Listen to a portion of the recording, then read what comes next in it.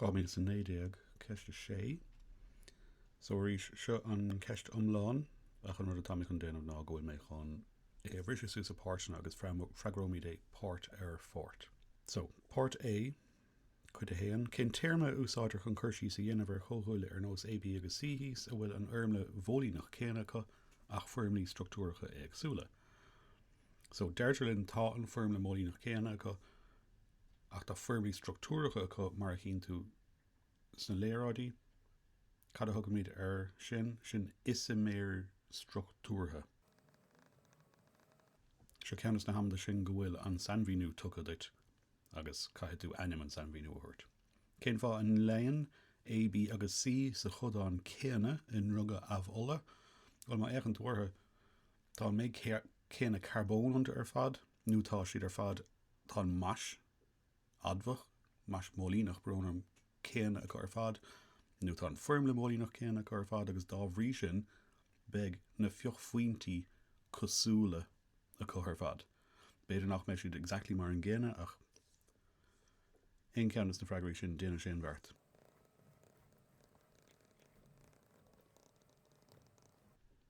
Os rud é go bhfuil méid carbón nó an mas mólínach céine acu beg na fioch faointí cosúla agus dá bhrí sin tagann siad ar fad amach sa chudán céine nuair dhéanann tú druga ar an abhola. Cén ceann acu A, B nó C is dóchaí a dhéanach ua-aint in inal petrol. Now, tá mí cain faoi iver 8 an seo, má tá iver 8 an ard, ní enig sé ua-aint, má tá iver 8 an ísel, tá sé níos dóchaí go nénig sé ua-aint.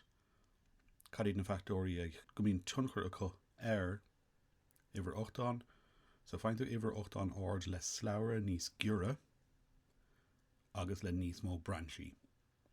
A, slabhra mór díreach le 5 carbón ní léon branchí, so bheith iver 8 an ís leige sin, bheith iver 8 an begáine níos irde ag B, mar tá slabhra níos giúra agus tá branche amháin ar, agus is C, tá an slabhra is giúra aige agus níos mó branchí. So, sa chá seo bheith ag súil cén ceann is dóchaí a dhéanach ua-aint an ceann leis an iver 8 an is ísle sin A. Cén fá sin an ceann sin slabhra is fuide agus leis an méid is lú branchí. Dá bhrí sin an iver 8 an is ísle. Tuair annacha chorasacha U-pack do A, B agus C. Tá méid just chun scríomh ar an léiráid a ríis. So, tas nóí le A, cíimiid go bhfuil slabhra díreach amháin agus 5 carbón ann. So, 5 carbón sin pent. Ní léon nascanna dúbailte nó tríoch, so is alcán atá ann, so pent an. I B, tá slabhra de chearra carbón. Now, is féidir an slabhra sinne úsáid nó an slabhra seo, ach tá slabhra an seo chumá ní lech 3 carbón. Rounnín tú an slabhra is fuide, so sin an ceann dearg nó aráiste. Rán mé an ceann aráiste, mar tá sé níos fosa fechan de slabhraí díreach mar sin. Cá tá ceangailte ar an slabhra aráiste? Well, tá grúpa metal. So, is slabhra de chearra carbón, so bute, is alcán atá ann, so bute an.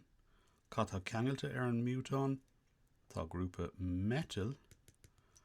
Cá bhfuil an grúpa metal sin ceangailte, chuirmíad ibrecha ar na carbón sa slabhra, héan dó 3 cethair an mar sin, agus ó dheis go clé, héan dó 3 cethair.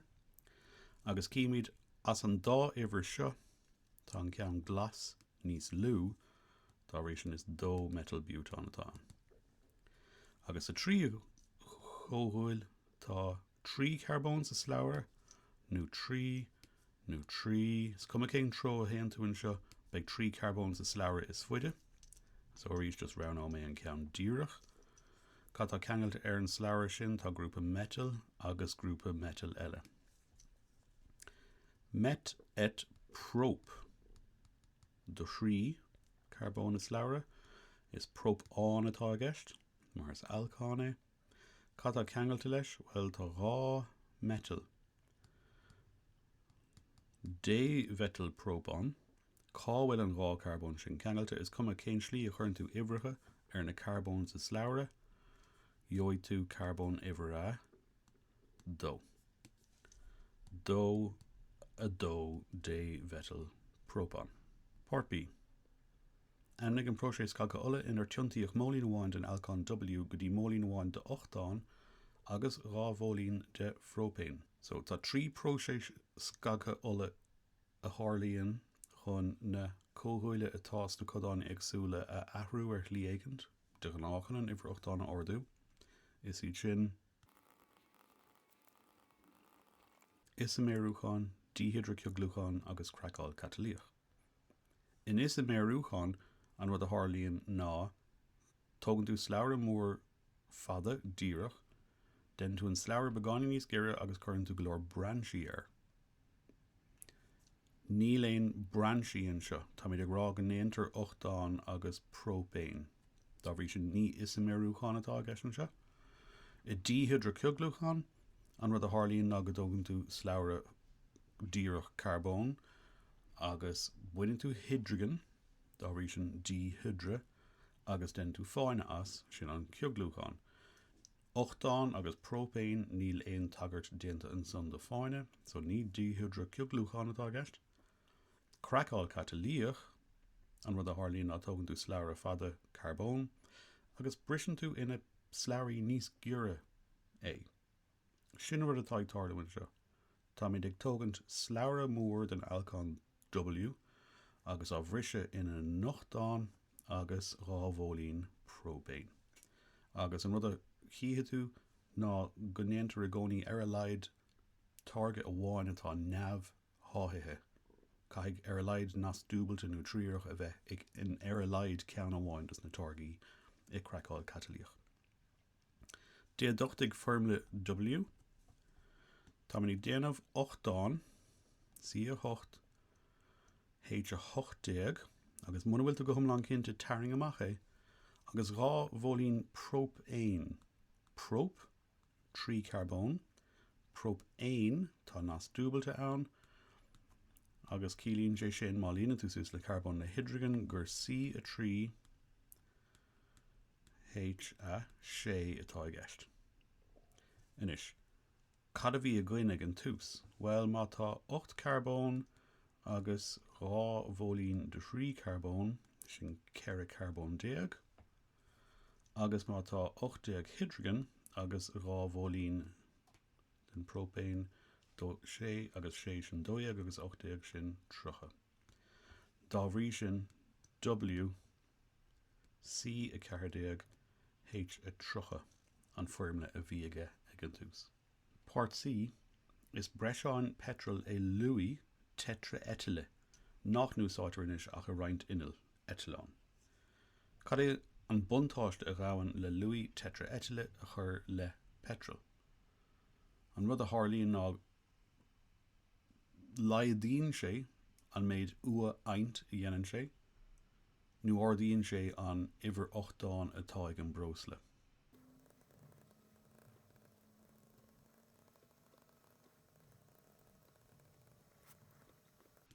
Sin páirt a héan. Cén fór ar chuireacht deire lena húsáid in inal glúisteáin.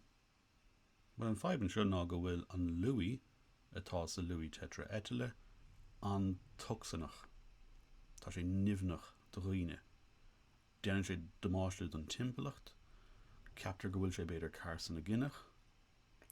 Agus na léitheanta seo tá tuntarí catalíoch i carna nua aimsire, agus déanann an luí nimhú or nó nimhnú ar an tuntaire catalíoch sin.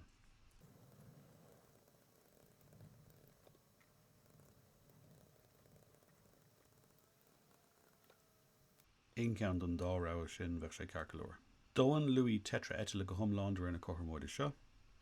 Is iad test déanmhíochta luí tetraetyl dioxide carbón isce agus oxíd luí dó ná é seo agus é seo faoi seach.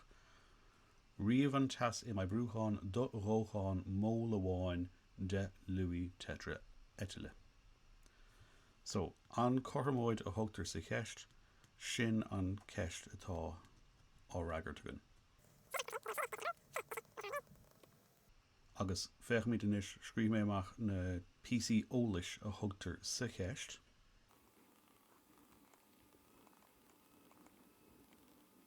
agus is dócha díorthar son bheith crin bechórdam na chorhamóidí sin ar fad a chorhamú. Ceapan go le méid sin i gceart. So an chéad rud eile gur gád an déanamh san ná an ceire píosa ólas atá goin a chur gúmparáid leis an cheist atá actually á ragart agan. Luí tetra etil ar dheis i chorhamóid iver a héin ach ar chlé i chorhamóid iver sa cheist brónarm. So begaréis sinna iompú timpeall agus má thugann tú faoin aire tá rá luí tetra etil ag tastáhain. Beidir go meis níos fosa é sin íanamh rá chéim agus bí cuairmach go gcuoiníonn tú ar an cóirthe an seo a athrú. Chorhamóid iver dó tá an déoxide carbón agan ar dheis, tá sé bhuain ar dheis sin ceart go leor ach tá sé déoxide carbón ag tastáil, dá bhrí sin tá mé chunéis sin a bhéadú fá sé déag. Chorhamóid iver trí tá an uisce ar dheis, tasíon bhain go meis ar dheis sin ceart go leor ach tá fiche uisce ag tastáil, dá bhrí sin méadómid sin fá fiche. Agus chorhamóid iver cethair tá an oxíd luí ar dheis, tasíon bhain go meis ar dheis sin ceart go leor ach tá rá ceann ag tastáil, méadómid chorhamóid iver cethair fádó. Ag ghlacha leis nach bhfuil éon botún déanta agam, agus tá súlainn má tá fánairt tóg second agus den cinnte go bhfuil na rudaí ar fad ar chlé anseo na himaibrán ar fad agus na rudaí ar dheis éon rud ann ag an tús agus ag an deireadh is féidir iad a chealú amach. Má ghlacham leis nach bhfuil éon botún déanta agam, an freagar atá anseo ar an delta H ná luaide dóiag cúig cúig cúig ponca cethair. Ach, ná fág mar sin é, agus seo an chúis. Scríoch mé é seo amach. Agus cealóid mé amach na rudaí atá ann ag an tús agus ag an deireadh. So seo an rud a bholthain de déanamh. Tá 16 oxygen agus brónarm sin 10 oxygen. So tá 26 oxygen a go an san. Ó brónarm, ceann amháin eile an seo. Sin 27 oxygen. Tá 5 hydrogen an sin agus an sin. Tá rá luí an seo agus rá luí an sin. Ca tá fáca ag an deireadh. An bhfuil sé sin mar an ggéana leis an ceist a bhí á lorgagan? Tá. An chúis gur hasasa go mé seo i scríomh amach ar rís an uair seo ná seo an chorhamóid agus dá bhrí sin seo an tas dócháin do rá mól den luí tetra etile. An samhí nuairtáir tas dócháin ná an athrú tasa nuair a dótar mól a bháin de hubstaint go thomláin i maríocht oxygene.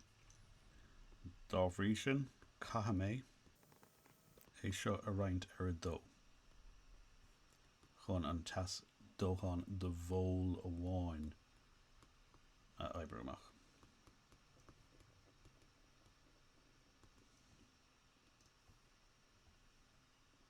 Agus sin é.